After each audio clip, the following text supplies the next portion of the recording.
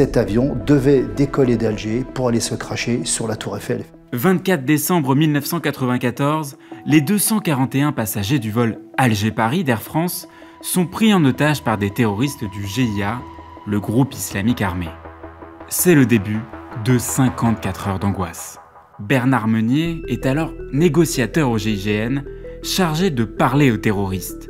Pour l'INA, il raconte cette intervention hors norme. L'information principale nous est parvenue en milieu de journée. Un appareil d'Air France n'a pas pu décoller pour Paris, entouré d'un commando armé dont on ignore encore les motivations exactes. Catherine Gentil va nous les préciser dans un instant.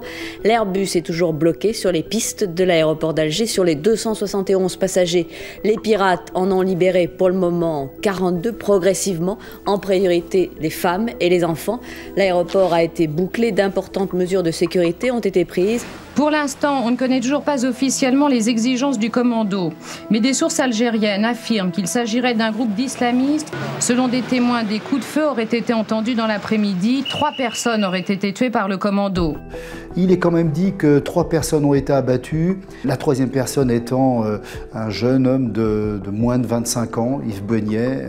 C'en était trop pour les autorités françaises et par l'intermédiaire de son Premier ministre Édouard Balladur, qui a fait pression sur son homologue algérien en donnant 2 options possibles, c'est de laisser intervenir l'unité spécialisée dans la gestion de ce type de crise, c'est-à-dire le GIGN, ou alors de laisser redécoller l'avion, puisque des Français commençaient à être abattus. Et c'est la 2e option qui a été validée par le gouvernement algérien, qui a laissé redécoller l'avion. Les pirates de l'air n'ont donc pas obtenu gain de cause. Ils avaient exigé de décoller d'Alger avec au moins la moitié des passagers à bord. Mais les autorités locales ont refusé, affirmant qu'aucun aéroport n'était prêt à les accueillir. Les pirates de l'air appartiendraient au GIA, le groupe islamique armé le plus radical des mouvements algériens. Le GIA avait annoncé il y a un peu plus d'1 an qu'il exigeait le départ de tous les étrangers d'Algérie, les accusant par leur présence de soutenir le gouvernement en place. On est le 25 décembre, vous n'êtes pas encore entré en jeu dans la négociation. Finalement, c'est très diplomatique à ce moment-là. Absolument, l'avion est encore en Algérie, nous ne pouvons intervenir en termes de négociation puisque les pirates, par intermédiaire du commandant de bord, au moins en partie, sont en relation avec les autorités algériennes. L'avion va redécoller d'Alger le 26 dans la nuit, autour des 2 heures du matin, et il atterrira par manque de carburant, de kérosène dans les réservoirs, dans le sud de la France, sur l'aéroport de Marseille-Marignane. Quelques lueurs dans les éclairages de bout de piste, un empennage aux couleurs d'Air France, c'est l'Airbus avec ses 173 otages. Il a atterri à 3h12 dans l'aéroport de Marseille-Marignane, bien vide à cette heure-là. La tour de contrôle établit difficilement le contact avec l'avion. Enfin, vers 6 heures, le préfet de police vient annoncer qu'il a parlé avec le commandant, mais seulement pour des opérations techniques, eau, sanitaire et surtout carburant. La première partie de la négociation, de 3 heures du matin et durant les 5 ou 6 heures qui vont suivre, eh bien, on va travailler plus sur la libération d'otages, essayer de donner, mais d'avoir du retour, et ça ne fonctionnera pas. Ça ne fonctionne pas parce que je ne peux pas avoir les membres du commando à la radio que je vais négocier en fin de compte avec un intermédiaire qui est le commandant de bord. Et très vite, je vais me rendre compte que de ce commandant de bord, je n'aurai aucune information complémentaire sur ce qu'ils ont prévu de faire, sur leur équipement, sur ce qu'ils envisagent. Et on va se rendre compte que, eh bien, il est atteint du syndrome de Stockholm. C'est un cas clinique. Hein, c'est pas pour accabler ce commandant de bord, mais simplement on ne peut pas lui faire confiance. Je n'aurai d'ailleurs aucune information complémentaire. Il va même me dire qu'il regarde les membres du commando droit dans les yeux et qu'ils disent qu'ils relâcheront tout le monde sur Paris. La tour de contrôle, la cellule de crise réunit préfet de police, préfet de région, PDG d'Air France. On verra aussi le consul général d'Alger à Marseille. De gros moyens de secours, de pompiers, de SAMU sont installés. Et dans ce dispositif, chacun pense à la présence des gendarmes d'élite du GIGN. Est-ce que vous pouvez nous raconter votre stratégie de négociation avec les preneurs d'otages? Alors déjà, c'est de rentrer en contact avec eux, ce qui m'a été très difficile. Je les aurais 3 ou 4 fois simplement. principalement pour essuyer des ultimatums qui vont arriver dès 8 h le matin, une reprise, une seconde et puis une troisième et une quatrième fois sur le coup des 9h30, 10 h, où là ils me diront si toi tu donnes pas 30 tonnes de carburant, on va tout faire exploser ici. Et quelqu'un me tape sur l'épaule et je me retourne, c'est un aiguilleur du ciel, c'est ces techniciens de l'aéronautique, il m'a dit ça sert à rien 30 tonnes. Je dis, ah bon? Il me dit oui, 30 tonnes, c'est même dangereux d'atterrir avec autant de passagers à l'intérieur et 30 tonnes dans les cuves, puisque l'avion va être lourd et ça peut poser de réels problèmes. Il dit non, il en faut 5 à 7 pour les sur Paris. Il leur en reste entre 3 et 4, donc 3 tonnes suffisent.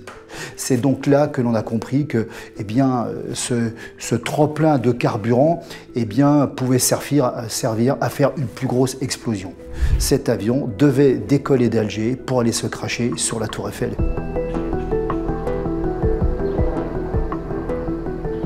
Donc à ce moment-là, je vais remonter de la cellule de crise. Je vais demander à me faire aider du préfet de police que l'on voit sur ce reportage, parce que le rôle d'un négociateur également au GIGN, c'est de savoir qu'il peut servir de fusible, c'est-à-dire sauter, parce qu'il a épuisé son interlocuteur par son ton, par ses paroles, par son attitude, son comportement, bref, un certain nombre de paramètres, et qu'à un moment donné, il faut quelqu'un eh bien, supérieurement placé à lui pour pouvoir continuer les négociations.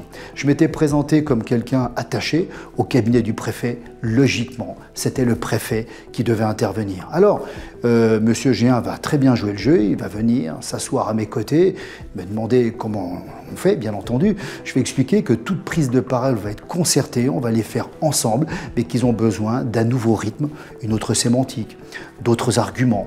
Mais tout va être préparé de concert. Alors, on va leur faire des propositions cohérentes, logiques, difficilement refusables, sur notamment eh bien, une conférence de presse, puisqu'il disait qu'il voulait absolument aller à Paris pour faire une conférence de presse, alors que la presse du monde entier était là, à Marseille, sur cet aéroport.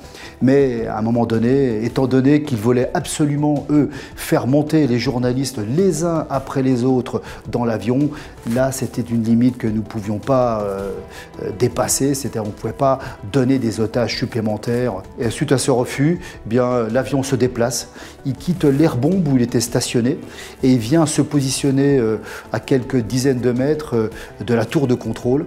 Là, la porte avant droite s'ouvre. Je vois un bras sortir avec une Kalachnikov à la main. Une rafale va arriver sur la baie vitrée qui est face à nous. Le top action est déclenché. Les hommes du GIGN approchent 2 passerelles de l'avion. Ils sont 8 à l'avant pour forcer la porte résiste et la passerelle s'écarte de l'appareil. Les hommes s'engouffrent sans hésiter, des coups de feu retentissent. À l'arrière, la même opération. J'avais même réussi à faire libérer 2 otages juste avant que l'avion vienne se positionner au pied de leur tour de contrôle, et puis surtout qui ont pu nous donner des informations intéressantes sur leur armement, sur leur équipement, leur ceinture d'explosifs, de la manière dont ils se comportaient à l'intérieur de l'avion. Ils étaient en train d'ailleurs de faire leur prière, les membres du commando, les uns après les autres, la prière que l'on fait dans cette religion juste avant de mourir. Donc ça confirmait également qu'il fallait lancer un top action le plus rapidement possible. Pendant ce temps, à l'intérieur de l'avion, on essaye de mettre en place les toboggans de secours. Le premier va bientôt apparaître à la porte arrière de l'appareil. Ce qu'on vient d'avoir, c'est... Je te dis pas.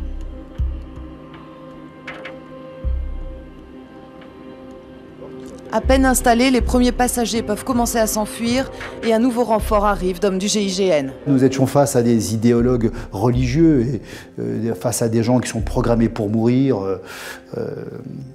Eh bien, nous ne pouvions pas espérer autre chose que de libérer les otages.